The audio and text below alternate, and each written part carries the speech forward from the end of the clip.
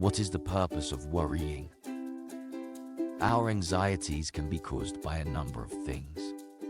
The way we live our lives, what happens around us now, or what might happen in the future. But what is the cause of our anxiety?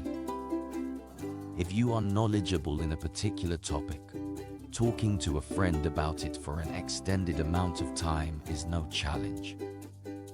But if asked to publicly speak on the subject, you may find it daunting because being heard and appreciated by a large audience is out of your hands. This explains why we feel frightened while giving public addresses, performing before numerous people, or trying to answer an inquiry in an interview even though we know the response.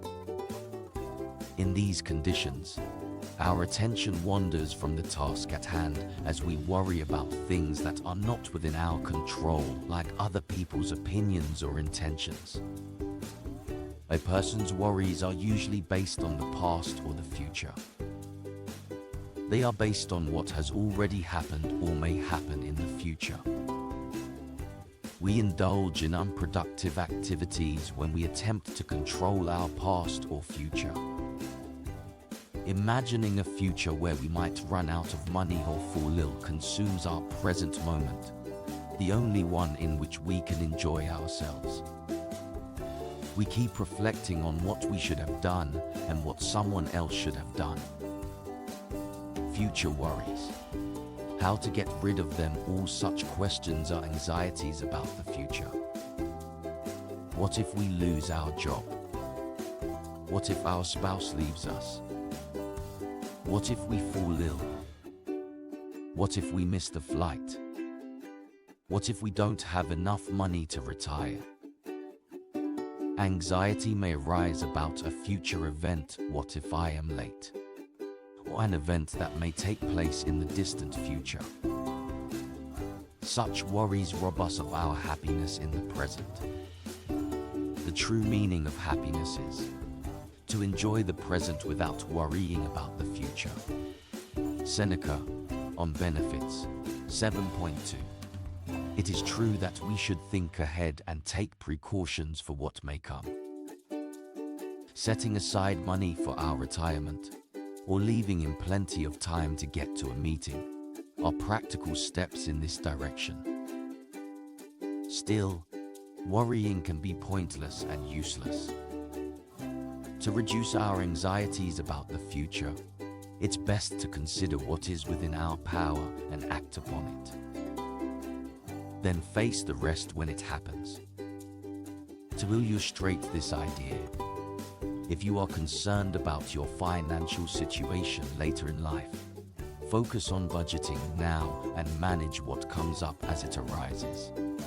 Similarly, if you are anxious about being late for a meeting, leave with enough time for traffic, other unexpected events. You are worried that you will oversleep and miss an important meeting. How much control do you have over this situation? The best way to ensure you don't miss the meeting is to get up a few minutes beforehand, so that you can prepare for unforeseen delays. You can set 2 different alarms, so that if you miss one, you have another. If you gather all the things you need for the meeting beforehand, you won't forget anything. So you can sleep comfortably without worrying about it. Is there anything you cannot control? It is possible that both alarms will not go off.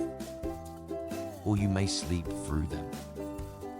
Or you may get delayed despite starting earlier because of an accident on your way. What then? There is no way you can control these things, so they don't matter. Anxiety about things you can't control can only make you miserable without doing anything about them. As an example, you are concerned that you will not have enough money in retirement. How much control do you have over this situation? If you want to save more, invest your money wisely and cut back on unnecessary expenses. You may want to increase your savings. Is there anything you cannot control? Then what? Even if you do everything you can under your control, you may not be able to afford your retirement. You cannot control it, and you can't do anything about it. Feeling miserable about it can only ruin your present without changing the future at all. The situation will be dealt with when and if it arises, so you do not have to worry. The person who suffers more than necessary suffers before it is necessary. Seneca, Epistulae Moralis 98. Getting rid of past worries. When you reflect on the past, it can feel like agonizing over what you should have or shouldn't have done, what you've lost, and so on.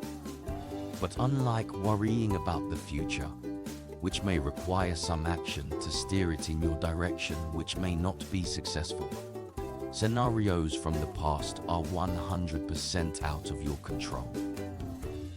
Whether it happened 1 minute ago or 50 years ago, you simply cannot go back and change it.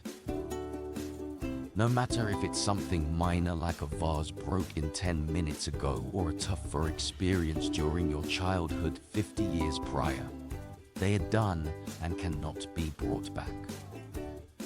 So why waste the present and future trying to correct something impossible? It's best to recognize how irrational and futile worrying about the past is and focus instead on making the most of your current moments. Get rid of worries by using reason. The problem is that we keep putting things off and don't demand the best of ourselves. When will you use reason to decide what is best for yourself? How long will you put off demanding the best from yourself? In spite of knowing these principles, you claim to have understood them. However, why aren't you applying them? What kind of teacher do you expect? Epictetus, Enchiridion, 51. Chuck Chakrapani, The Good Life Handbook, Chapter 51. In order to make the most of our present moment, we must let go of our worries about the past and the future so that we can enjoy the festival of life, as Epictetus called it. Once we realize that there is nothing we can do about the past and we have done all that we can about the future, we have only one choice left: enjoy the present.